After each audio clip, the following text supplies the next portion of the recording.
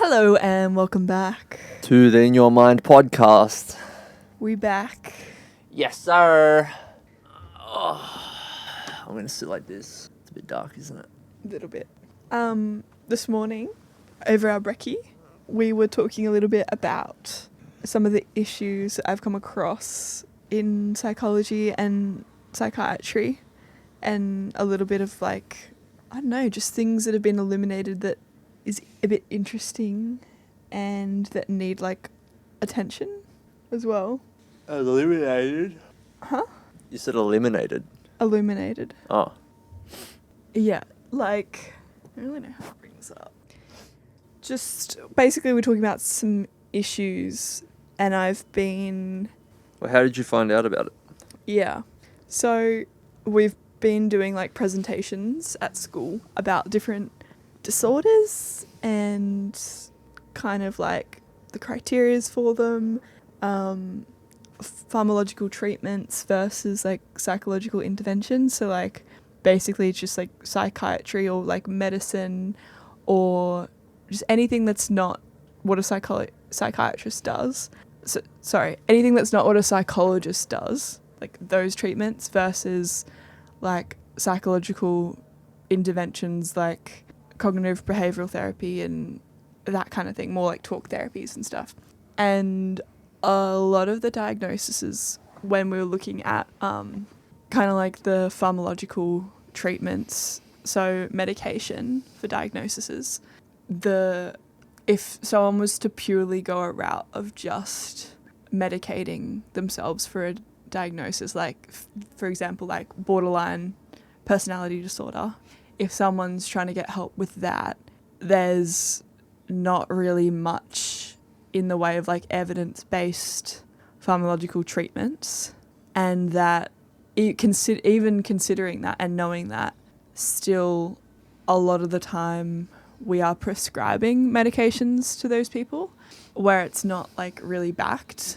One of the things that was kind of brought up was that SSRIs, which are serotonin reuptake inhibitors, they are prescribed a lot in major depressive disorder and mood disorders and stuff, which they have some evidence backing that, but within just symptomology for borderline personality disorder, the only effect that it would have, the only positive effect that it would have on that person is if they have a comorbid disorder like depression, that it could help fix that.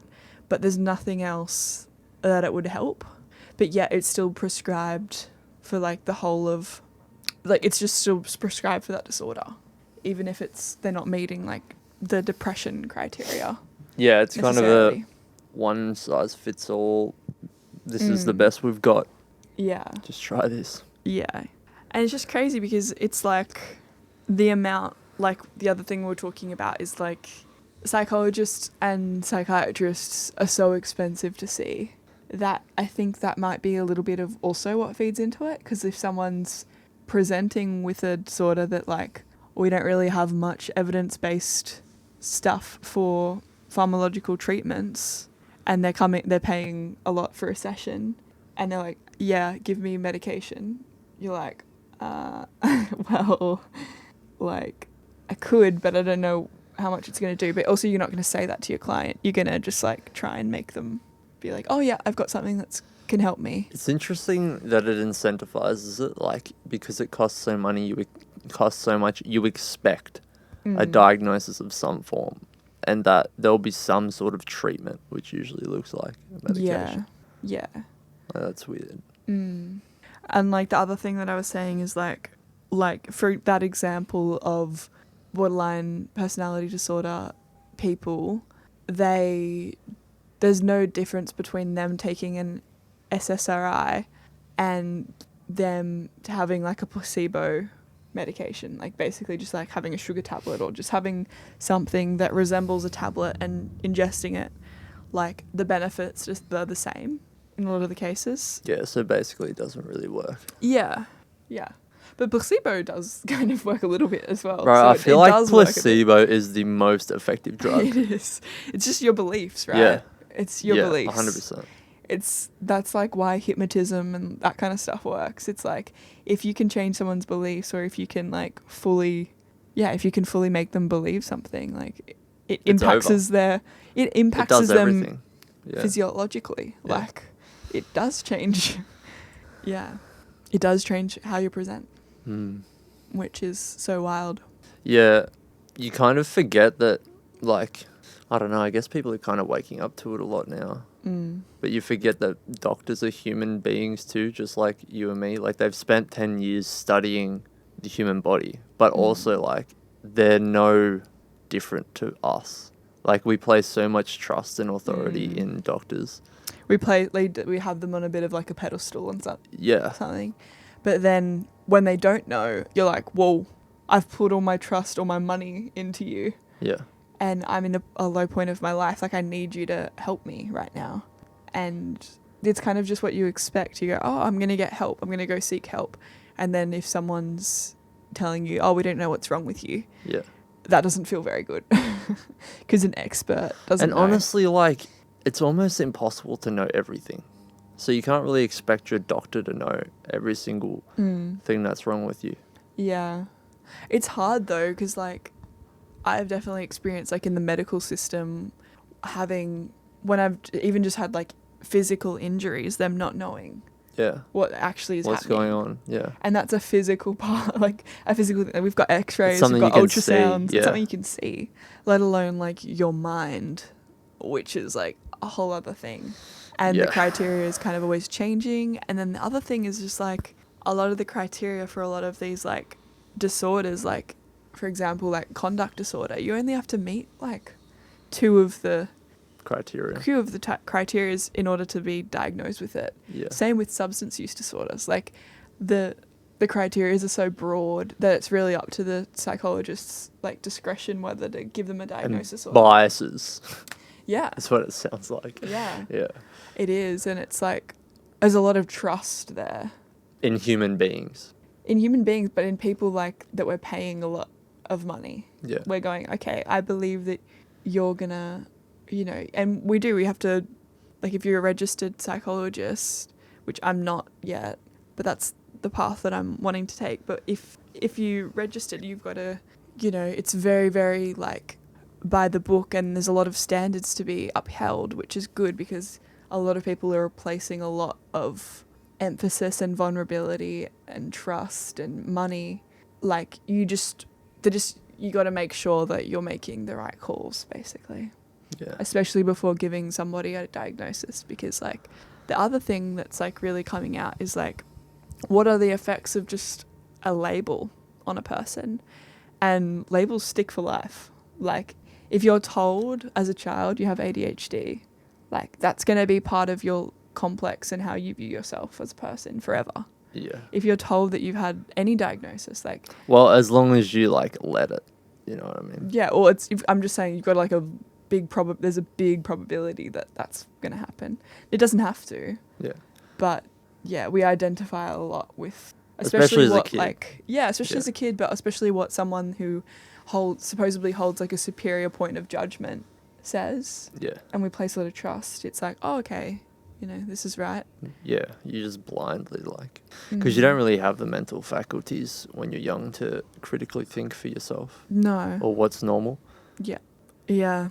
But, yeah, it's definitely interesting because, like, we're being taught, like, you've got to really, really be careful if you are going to diagnose somebody to make it, like, triple check, quadruple check, like, that is actually going to be helpful for that person.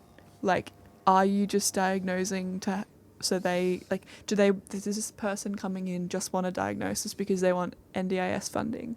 And they're telling you the symptoms because that's what they want?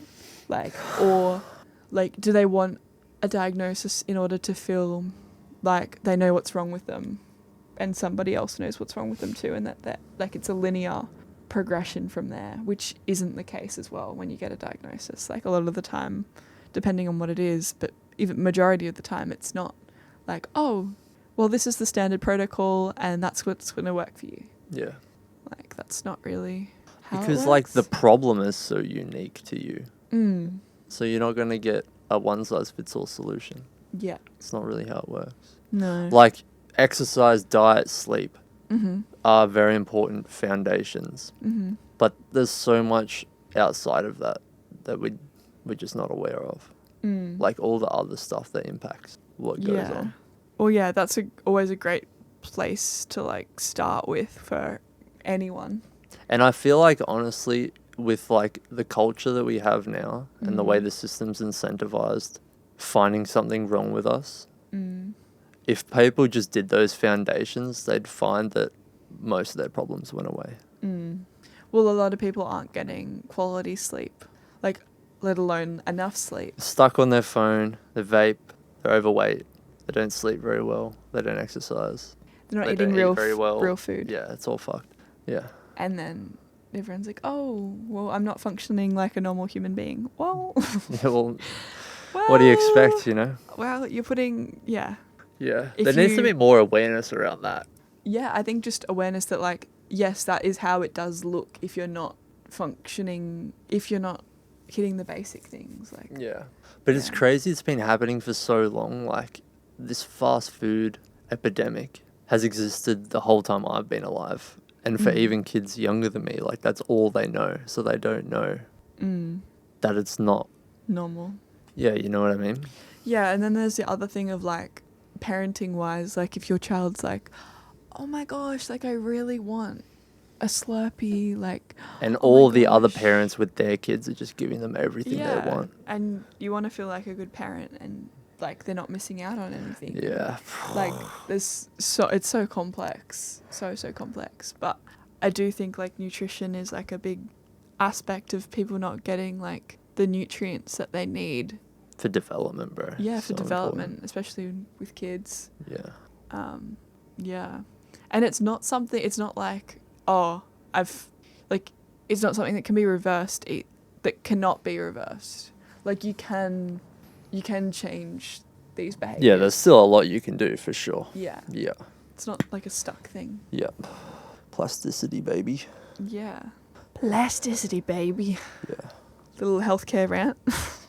Yeah, it just comes back, like I keep saying to myself, like, it's not the decision you make, it's the decision you decide to make. Like, it doesn't matter what I choose to do as long as I choose to do it with 100% commitment. Because if you're half in and you're half out, you might as well not do it at all, you know what I mean? Yeah. Although, like, I know we've been, like, really bagging out, like, lifestyle changes and, like, We're just being honest though. we're being honest, but also within being honest, like, I think we can also look to the positive things that have come out, like the access to knowledge and the access to how this stuff is affecting us. The way that this knowledge, we're all talking about it. Like, I'm being educated in a way that's like, hey, there are these really brutal things that are wrong with this discipline that you're choosing to go into. Like, There's the so many awareness resources that there is that. you can go out and find out whatever Yeah. you want. Yeah. It's good that if you look for it, like, but that's the other thing, if you look for it, you'll find it, Yeah. no matter what position you hold. Yeah, you just got to have, like, the awareness of the fact that you have your biases. And you if can you're- kind of sniff them out when they start to rear their head. If you're typing something that is getting you in, like, you're going to have one answer. You got to then type the thing gotta go on the the other opposite way. way, yeah. Yeah. Like, You got to balance it's it how out. you frame everything, even putting it into Google. Yeah. It's like, why is this wrong? You know, you get all the reasons for why it's wrong. Yeah. Why is this right? Oh, okay. And then that plus that equals. And do they make sense Yeah.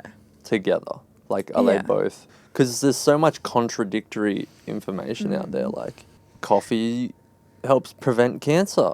Coffee also is linked to cancer. Like, you got to be able to critically think Yeah. and think, okay, where is the truth in this? And what are they actually saying? What are they testing? How have they come to this conclusion? Yeah. And how trustworthy is this?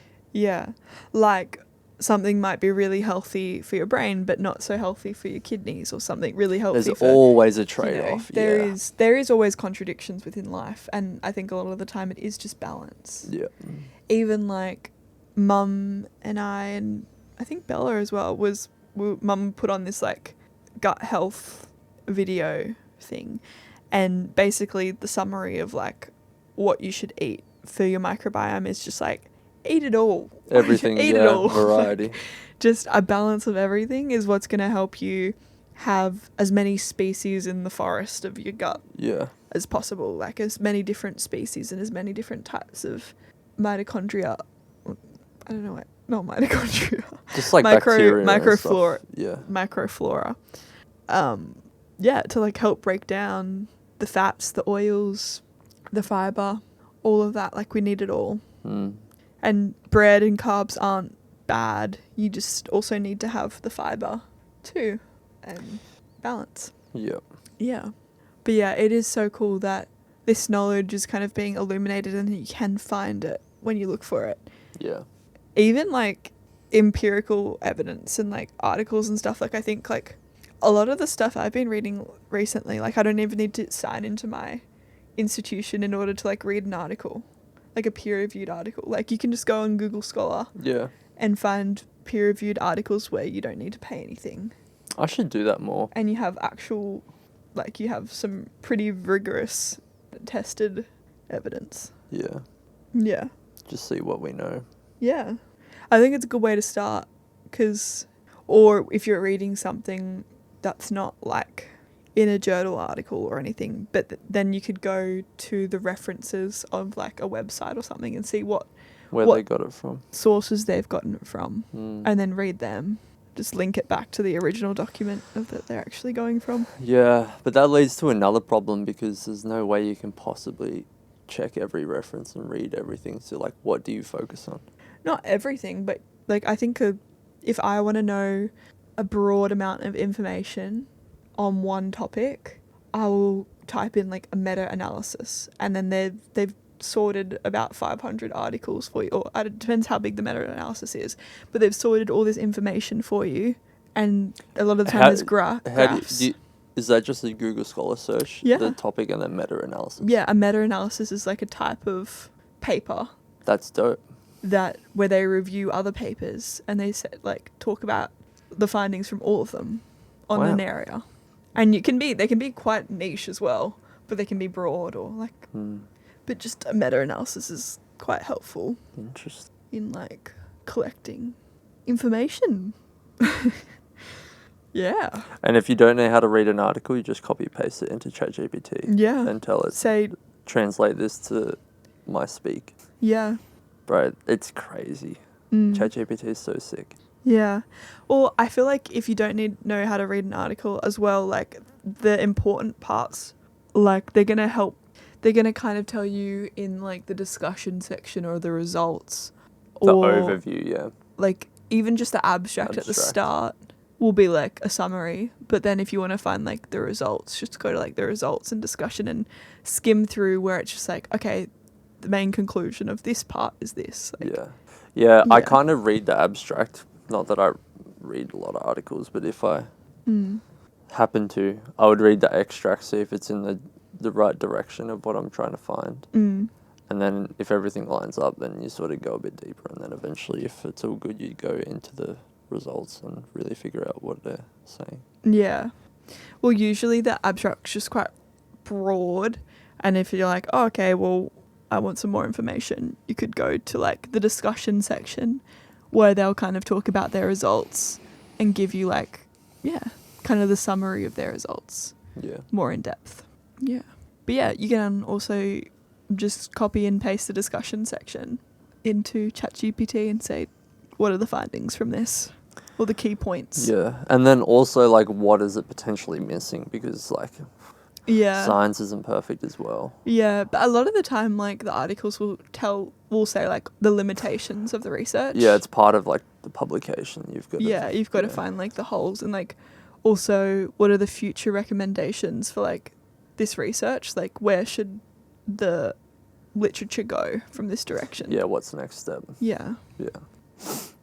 Which is also a good part to look in because you go, oh, okay, well, that's not known yet. Like, that's another limitation. Yeah. Yeah.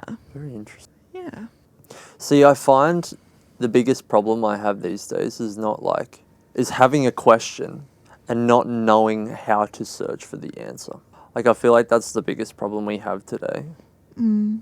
Like, the amount of information that's out there, like, the chances of your answer being out there is high. Yeah. Like, there's an answer to your question, most likely. Mm. But Usually requires a lot of digging. how do you find it? Exactly. But if you actually really care about the true answer, then peer-reviewed articles, like, I think that's really the only way you can. And Really? well, that's like most trusted. Like, I feel like this is probably not very good, but I feel like my anecdotal evidence is the thing I trust the most. yeah, I think like a combination of that, and then like, but if you're looking for more answers apart from what you just think, Yeah. and like what you've seen before, Which usually what you've witnessed, Yeah. then putting it into Google Scholar, trying to find a reviewed article is a good idea. Yeah. Just like, I think where we go wrong is just typing everything into Google and then confirming what we've already thought. Is this There's no actual critical thinking. Like, there's It's no, just- you're like, well, if that's what you're answering, like, if that's what you're asking, that's what you're going to get. Yeah. Like, yeah. Yeah. Yeah, crazy. Mm. And I think, like, from doing a lot of, like, literature, like, deep dives and stuff, I've realized, like, how much the media and, like, the papers and magazines, like, they're usually the furthest thing from the truth. Yeah, bro. Like, that's why it's, like, so hard to even... I find it hard to even listen to, like, the news as well. Like, I find, like, the news, like... It's so detached from reality. It's, Yeah. like, insane. Well, because it's not... It's usually just blown out so far from the To proportion. make like, people, like, oh! like, they've heard the truth, and then they've, like, exaggerated it times 100 so that it's no longer closely related to the truth. Yeah. So, yeah, I think it's just felt like more and more like a drama. Like, the news has felt like so much more like, it's just like theatre. Like, it literally it's really just theatre. Yeah, the news is no longer the news, bro. No, it's just... It's the most toxic form of entertainment. Because usually it's working on, like... Your fear mechanisms. Yeah, it's because fucked, it's just trying to get more engagement. And that's the thing that peer-reviewed articles will not do. You will not be, this is so thrilling. You won't be fear-mongered. This is so thrilling. What a great story. Which is kind of funny because it's like, a lot of the time it's like quite a lot to like try and read a peer-reviewed article. But it's said in a way that is like trying to be the most objective and correct. And it's not supposed to be a story of like, oh, how exciting. Oh, how cool. Like, it's just like... How horrific. Oh, my God. Yeah. Yeah. It's objective. There's no storyline to it. Well, that's what it's trying to do, anyway. Even though there's a lot of the time there is a bit of a storyline to it. But nowhere near the level of the news. Well, I think story is important to a degree.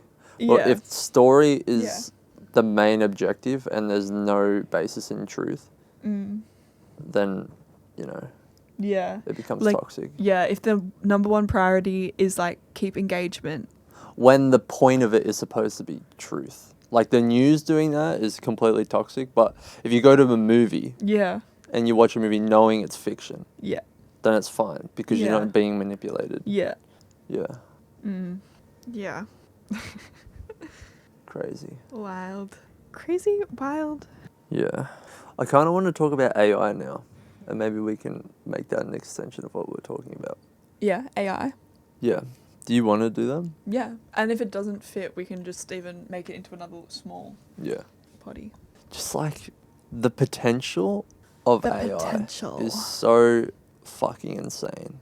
Like, even just like the music that it can make now blows my mind. Like, we've been talking about it for it's coming, but you don't really understand the gravity of it until it's here. And you're like, holy moly, this is insane. Like, the technology. Yeah. It's a revolution. And just like what the world's going to look like. And it does my head in because I'm trying to plan ahead, like, what's the best move? How do I position myself so that I can leverage the life that I want coming into the future, this new future. But it's just so uncertain and there's so many moving parts. It's so hard to figure out what's going to happen. And I feel like a lot of people, that's why there's a lot of fear-mongering around AI, like, the Terminator storyline? Or just No. like you get a super intelligent AI and all of a sudden it wants to delete humans because... Yeah. Like, that could happen. Mm. It's a possibility, of course. But it's not... I don't feel like it's... It's not written that way. I don't feel like it's even more than half of the probability, honestly. Like, the infinite upside is more likely. It just comes down to, I think, like, our ability to critically think, take responsibility for ourselves. Like, if we are... Like we were just talking about, if the general consensus or, like, approach as a human is to, like, give up our ability to critically think, place, like, doctors in a high position so they can diagnose us because they know best, and we're not actually trying to fix the problem that we have, we're just looking for a diagnosis so that we can take medication. Like, the fulfillment of that cycle without actually taking responsibility for it. Does that make sense? It's just like letting that happen and not wanting more than that? Is that what you're saying? Or just like we're showing AI that that's what we want? Showing AI that that's what we want. Yeah. Because it'll just take over. We'll have no control. Mm. Like, the more power we give up, Yeah. like, there's going to be a point in time when we can't take it back. Yeah. It'd be too late. Yeah. You know what I mean? I think, like, the hopeful things that I've been kind of aware of is just, like, the ability to, like you could have an idea or a thought or a creative inspiration, and that AI then is like a tool you can use to help make that come to fruition, like, easier without as much, like, resistance. Because it's like a maths equation without, like, going, oh, okay, I wonder what this is and this is. Yeah. Like, you're doing the conceptual, deep, like, the big overarching thinking, trying to pull big concepts together. Yeah, you're doing the creative thinking. It to do the calibration, like the calculating between, like, okay, what do I need to do this? It's kind of like the logistics, like, okay, complete, like, the little components that need to all come together. Yeah, which I feel like you do a lot for me. Like, even we were just talking about the music, like, what do you think? And you're like, this word here, I think if you left that out, this part, the way it's sung is different to the way the song comes in, and if you rearrange this and maybe put some of the chorus before it so it's more of a smooth transition, like, all of those things, like the detail, mechanistic. Yeah. This is how you execute the vision, almost. Yeah. Well, it's trying to find how it seems more how something seems more seamless, or how a creative vision, like, I'm trying to think about, okay, what does this vibe of a song give? Okay, it gives, like, sunset on the beach, it gives, like, it's a journey, like, whatever it gives. And then I'm like, okay, how is it doing that? How do I think of all those things? Oh, well, it's the lyrics, it's the way you're setting them, it's the tone. Yeah. What are the jarring parts about it that don't quite fit with that overall vision that could make it stronger? What are the parts in there that's trying to tell a different story? Yeah. It's like, yeah. So it's picking those out and then replacing them, which I don't think AI can do, or it can't do it the same way that you and I would do it. But we can't do it the same either. Like, yeah, we would that's do it true. so differently. It's just going to be a different expression. Yeah. That's why it's going to be interesting with, like, what's going to happen with art, because there's going to be people who leverage AI to a greater degree, and there's going to be people who refuse it. Yeah. In a sense of, like, they want to have that decision. And it's going to be interesting to see, like, how the business of it changes. You know what I mean? Yeah. Because, like, with AI, you can make so much stuff that one person can't really keep up unless you're kind of, like, forced to adapt to it if you want to keep up in any commercial sense. But then that's not really what art is either. But then it's also the thing of, like what we're saying that will probably halt AI in a little bit in some ways is, like, humans like the idea of other things being created by humans. Yeah. And that it's got, like, a human touch. But it's bro, gonna be so good, it's gonna be imperceivable to... Yeah. Like, already, man, like, I don't know if anyone follows me on Instagram, but I posted this video. I had a session with my friend, MN Capo. And we just generated... My boy.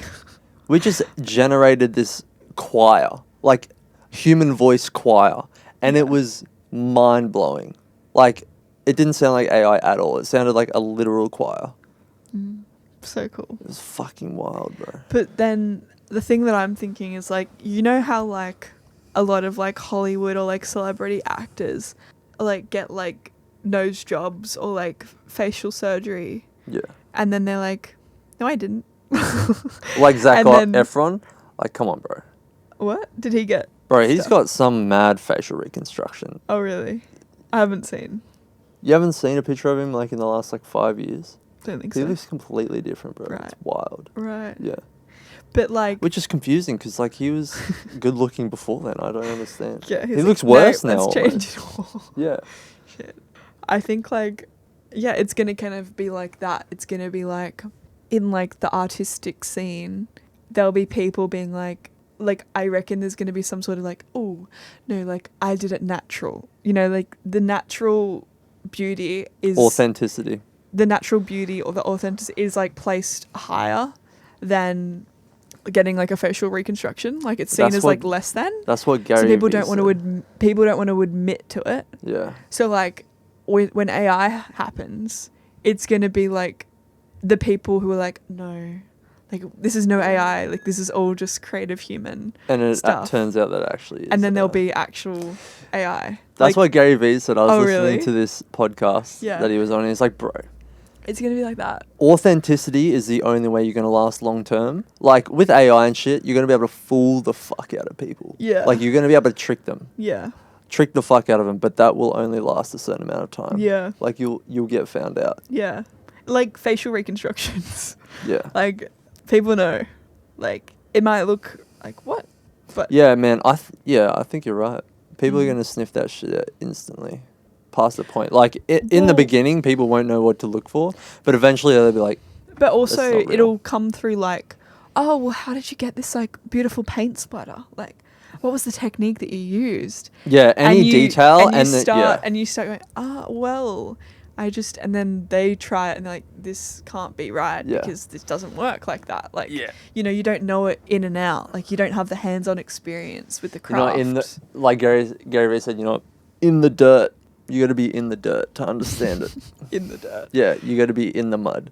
It's wild that we both had that same idea Yeah. of like, well, did he say like facial reconstruction or did he talk about like? No, he was just talking about like, because he's really into social media and leverage.